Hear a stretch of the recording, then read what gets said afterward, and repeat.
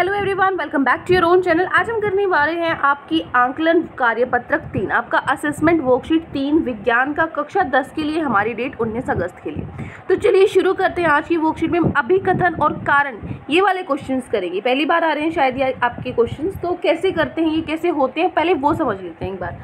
तो देखो, जो आपके पहले 5 क्वेश्चन है ना, वो है अभिकथन और कारण के, जिसके अंदर आपको 2 कथन दिए गए हैं। एक का नाम रखा है अभिकथन, जिसको हम ए से दर्शाते हैं, और एक का नाम रखा है अभिकारण, जिसको हम आर से दर्शाते हैं। ठीक है, तो आपको इनके लिए 4 ऑप्शंस दिए जाएंगे, जिसमें से आपको एक जो सही है वो छांटना है। कैसे करेंगे? देखो, वो 4 ऑप्शन क्या हैं? जो ये 4 ऑप्शन है ना, यही आपके पहले क्वेश्चन से लेके 5वें तक सबके ऑप्शन ये 4 ही हैं। देखो यहाँ पे आप देखो अगर ध्यान से, तो ए बी सी डी बस सर्कल बने हुए हैं, आगे ऑप्शन तो है ही नहीं, खाली छोड़ रखा है। क्यों? क्योंकि इसके ऑप्शन फर्स्ट के भी यही हैं, सेकंड क्वेश्चन के ऑप्शन भी यही हैं, तीसरे प्रश्न के भी, चौथे 5वें सभी के ऑप्शंस यही हैं। ठीक है, तो यहाँ से अब हम दिया क्या है, इसने करना क्या है आपको, जो ये कथन है ना, पहला कथन पढ़ो। अगर पहला कथन ठीक है तो इस पर टिक लगाओ, मतलब यहाँ टिक नहीं लगाना, भी समझा रही हूँ करना क्या है, कि इसका मतलब ये सही है। दूसरा आपका कथन सही है तो मतलब ये दोनों सही है, लेकिन ये भी बताना है कि ये इसको सही से व्याख्या करता है, इसको सही से एक्सप्लेन करता है कि नहीं, हमें समझाता है कि नहीं, जो कारण है वो इसका सही कारण है कि नहीं, ये भी चेक करना है। तो ये 3 चीज़ चेक करनी है। पहले कि ये अभिकथन ठीक है कि नहीं, दूसरा कारण ठीक है कि नहीं, तीसरा कि ये इसको सही से समझाता है कि नहीं। अगर दोनों सत्य हैं और उसको एक दूसरे को अच्छे से समझा पा रहे हैं, तो इसका मतलब ए ऑप्शन सही है, आपका अभिकथन सही वाक्य है। और अगर दोनों सत्य है लेकिन अभिकथन की सही वाक्य नहीं है, सही से समझा नहीं रहा, तो बी ऑप्शन। सी में अगर एक सत्य है आपका ए और आपका आर गलत है, तो सी ऑप्शन। या फिर अगर आपका ऊपर ए असत्य है और ये सही है, तो आपका डी ऑप्शन। समझ आ गया अब कैसे करना है? अब चलो स्टार्ट करते हैं। पहला क्वेश्चन है आपका अभिकथन। आपको पहला कथन दिया है, चूना पानी के साथ तीव्रता से अभिक्रिया कर अधिक मात्रा में ऊष्मा निष्कासित करता है। बिल्कुल करता है। ये हमने ये क्विकलाइम जो होता है ना, चूना पानी, यहाँ पे हम क्या करते हैं कि हमने ये जो रिएक्शंस हमने पढ़ी थी उसमें हमने देखा था कि ये कैसी रिएक्शन होती है, ऊष्माक्षेपी, जिसमें आपकी जो हीट है वो निकलती है ना, जिसमें आपकी जो ऊष्मा है वो निकल रही है ना, जिसको हम क्या बोलते हैं, ऊष्माक्षेपी अभिक्रियाएं बोलती हैं।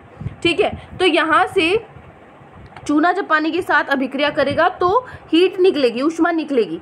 ठीक है, ये बिल्कुल ठीक है। दूसरा, जिसमें ऊष्मा निकलती है वो ऊष्माक्षेपी अभिक्रिया ही तो होती है ना, तो ये भी ठीक है। दोनों सत्य हैं, लेकिन ये क्या इसकी सही व्याख्या है? हाँ, वो ये ऊष्माक्षेपिक अभिक्रिया है। चूना पानी के साथ जब अभिक्रिया करता है ये ऊष्माक्षेपी अभिक्रिया, इसी कारण ऊष्मा निष्कासित होती है, तो ये इसकी सही व्याख्या भी है। मतलब ए ऑप्शन ठीक होगा ना, ए और आर दोनों सत्य हैं और आर अभिकथन का सही व्याख्या भी है। तो यहाँ पे मैं लगा देती हूँ ए ऑप्शन पे करेक्ट। ठीक है, ये हो गया इसका आंसर। क्लियर? पहला क्वेश्चन हो गया। आगे चलते हैं। दूसरा क्वेश्चन है आपका, ये इसका ए हो जाएगा। दूसरा क्वेश्चन है, पहला आपको एक केमिकल ये दी हुई है इक्वेशन कि जो फेरिक ऑक्साइड है एल्यूमिनियम के साथ मिलकर क्या बनाता है, एल्यूमिनियम ऑक्साइड प्लस आयरन आपका अलग निकल जाता है। तो आप ध्यान से देखो, यहाँ पे उपरोक्त रासायनिक समीकरण विस्थापन अभिक्रिया का उदाहरण है। बिल्कुल है ना। विस्थापन में क्या होता है, जो कमज़ोर वाला होता है ना धातु, उसकी जगह जो ज़्यादा स्ट्रॉन्ग होता है, ज़्यादा क्रियाशील होता है, वो उसकी जगह ले लेता है। तो यहाँ पे Fe था, अब Fe की जगह देखो एल्यूमिनियम आ गया, Al2 आ गया, है ना, O के साथ, है ना। Fe की जगह किसने ले ली? एल्यूमिनियम ने ले ली। क्यों ले ली? क्योंकि एल्यूमिनियम आयरन Fe की तुलना में अधिक क्रियाशील होने के कारण अपने ऑक्साइड आयरन विस्थापित करता है, उसकी जगह ले लेता है। तो देखो, ये इसका सही कारण भी बता रखा है नीचे अच्छे से। इसका मतलब ये दोनों क्या हैं, सही भी हैं, ए और बी, मतलब आपका ए और आर दोनों सही भी हैं और इसकी सही व्याख्या भी है, क्योंकि इसी कारण तो ये विस्थापित करता है, इसकी जगह लेता है, क्योंकि एल्यूमिनियम की तुलना में ये ज़्यादा क्रियाशील है ना। आयरन की तुलना में एल्यूमिनियम ज़्यादा क्रियाशील है, इसलिए उसने इसकी जगह ले ली। तो कौन सा ऑप्शन सही आएगा? यहाँ पे भी आपका ऑप्शन सही है, ए आएगा सही। ठीक है, क्लियर? आगे चलते हैं तीसरे और चौथे क्वेश्चन में।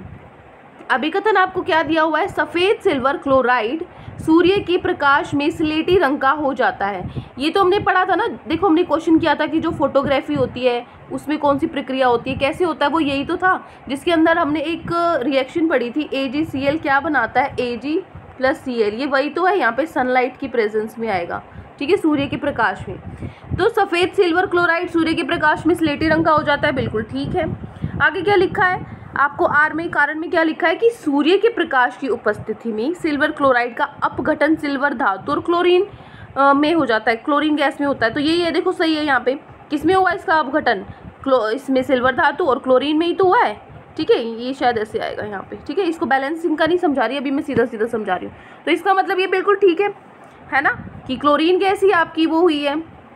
ठीक है, तो कौन सा ऑप्शन सही रहेगा, दोनों सही भी हैं और एक दूसरे की सही व्याख्या भी करते हैं, तो फिर से ए ऑप्शन सही है हमारा, सबके आंसर ए ही आ रहे हैं, क्या बात है।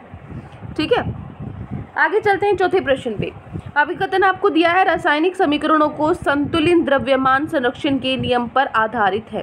हाँ, जो हम संतुलन करते हैं रासायनिक समीकरणों को किस लिए करते हैं, किसके हिसाब से करते हैं, द्रव्यमान संरक्षण नियम के हिसाब से ही करते हैं। और क्या होता है द्रव्य संरक्षण नियम, देखो नीचे कारण में भी लिखा हुआ है, अभी कारकों का कुल द्रव्यमान उत्पादों के कुल द्रव्यमान के बराबर होता है, बिल्कुल होता है ना। तो ये दोनों सही भी है और ये इसकी सही व्याख्या भी करता है। ठीक है, तो क्या ऑप्शन सही है आपका, ए ऑप्शन सही है यहाँ पे आपका। ठीक है ना, कौन सा ऑप्शन सही है, ए ऑप्शन सही हो जाएगा। ठीक है, वैसे ये इसको ढंग से एक्सप्लेन तो नहीं करा, इसकी व्याख्या तो नहीं करा, लेकिन आपका जो द्रव्य संरक्षण नियम है वो तो यही है ना, दूसरे वाला, तो उसने उस नियम को तो एक्सप्लेन कर दिया ना, इसलिए मैंने ए आंसर लगाया इसमें। ठीक है, बाकी इसको अच्छे से एक्सप्लेन तो नहीं कर रहा, लेकिन इसके हिसाब से हम ए ऑप्शन लगा सकते हैं वैसे यहाँ। ठीक है, चलो आगे अभिकथन, वैसे आप इसको कंफर्म कर लेना, अगर आपकी मैम बोले आपको बी तो ही लगाना, अदरवाइज ए ऑप्शन ही आपको लगाना है, कंफ्यूज नहीं होना। किसी का देख के ऐसे मत करना उसने बी लगा रखा है तो मैं बी लगा दूँ, या तो ए ही लगाना है या फिर अपनी टीचर से ही पूछना है। वैसे इसका ए ही ऑप्शन आएगा क्योंकि इसने इसका वो किया हुआ है। चलो आगे, अभिकथन श्वसन एक ऊष्माक्षेपी क्रिया है। ठीक है, बिल्कुल है, सांस लेना एक ऊष्माक्षेपी में क्या होती है, ऊष्मा निकलती है। ध्यान से देखो, जब आप अपने नाक के आगे ना उंगली रख के देखो, जब आप सांस लेते हो हवा लगती है ना आपकी उंगली पे, तो वो आपको गरम गरम लगेगी, है ना, इसका मतलब हीट निकल रही है, ऊष्मा निकल रही है। तो श्वसन एक क्या ऊष्माक्षेपी क्रिया है, तो ये तो ठीक है भाई। अगला देखो, श्वसन एक ऐसी प्रक्रिया है जिसमें ग्लूकोज ऑक्सीजन के साथ मिलकर कार्बन डाइऑक्साइड और पानी में विघटित हो जाता है। बिल्कुल श्वसन ऐसी ही प्रक्रिया है, और इस प्रक्रिया के दौरान क्या होता है, इस प्रतिक्रिया में कुछ तो ऊर्जा भी छूटती है, और वो कौन सी होती है, ऊष्माक्षेपी होती है। तो ये तो बिल्कुल सही है, ये इसको सही एक्सप्लेन भी करता है और दोनों सही भी हैं, तो फिर से आपका ए आंसर आ गया। तो जो पहले 5 क्वेश्चन है, तो पहले 5 का तो सबका आंसर ए ही आया है आपका। ठीक है ना, पहले 5 का सबका आंसर ए ही है। ठीक है, चलो अब आगे चलते हैं। अब आते हैं हमारे अगले क्वेश्चन, बहुविकल्पीय प्रश्न, जो नॉर्मल आपके आते हैं, जो आप कर सकते हो आराम से। देखो क्या करना है आपको, पहला है मीथेन का दहन का उदाहरण आपको बताना है।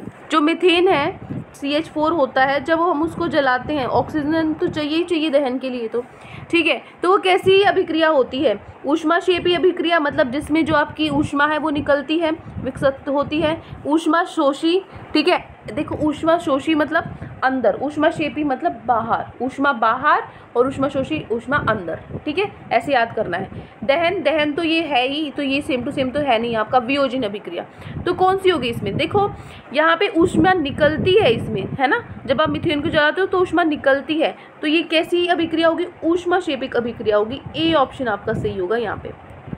ठीक है ना, ए ऑप्शन आपका सही होगा। आगे चलते हैं 7वें क्वेश्चन पे। जब लोहे की कील को कॉपर सल्फेट के जलीय विलयन में डाला जाता है तो कॉपर सल्फेट के विलयन का रंग परिवर्तित हो जाता है। कैसे करोगे इसको, अब ये तो हमने वर्कशीट में किया था, सेम टू क्वेश्चन, आपको आंसर भी ऑप्शन भी याद होगा, ऑप्शन भी यही थे। ठीक है, जब हम लोहे को कॉपर सल्फेट में डालते हैं तो क्या होता है, कॉपर सल्फेट का रंग कैसे परिवर्तित हो जाता है उसके विलयन में, वो किससे क्या हो जाता है, नीले से हरा हो जाता है। क्या हो जाता है, नीले से हरा हो जाता है। कौन सा ऑप्शन सही आएगा आपका, बी ऑप्शन यहाँ पे सही होगा। ठीक है, आगे चलो, नेक्स्ट है 8th और 9th क्वेश्चन पे चलते हैं। 8th है आपका, पदार्थ X के विलयन का उपयोग सफ़ेदी के लिए किया जाता है। पदार्थ X क्या है, X विलयन का उपयोग सफ़ेदी के लिए, सफ़ेदी के लिए कौन सा करते हैं हम उपयोग, calcium oxide, calcium hydroxide, calcium chloride या फिर कैल्शियम कार्बोनेट। हमें पता है कैल्शियम ऑक्साइड हम करते हैं ना, CaO होता है ना, वॉशिंग के लिए, वाइट वॉशिंग जिसको बोलते हैं सफ़ेदी के लिए। तो ये ऑप्शन आपका सही होगा, ए वाला ऑप्शन।